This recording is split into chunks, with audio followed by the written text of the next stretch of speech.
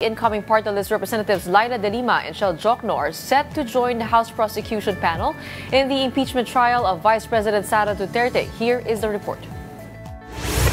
Several re-electionists will not be able to join the upcoming 20th Congress, including two designated prosecutors for the impeachment trial of Vice President Sara Duterte.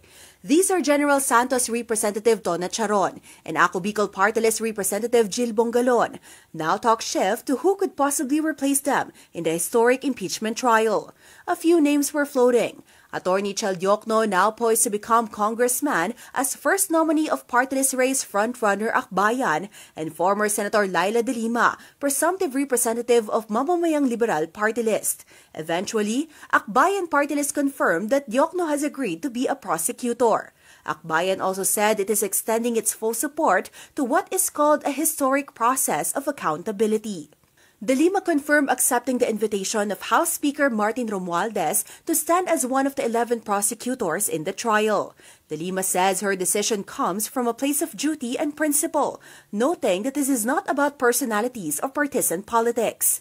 There's also Miro Kimbo, who's winning as Marikina's 2nd District Representative based on partial and unofficial election results. He was part of the prosecution team during the impeachment trial of the late Chief Justice Renato Corona.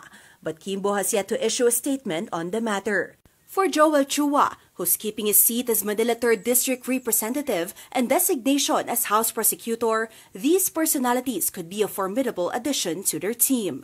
Yung personal opinion ko, talagang maganda rin na makasama namin sila dahil unang-una, nakita naman po natin, hindi po ito mga ordinaryong mga kongresista, mga dekampanilyang abogado to, yung kanilang mga karanasan when it comes to legal matters, talagang mabibigat din naman.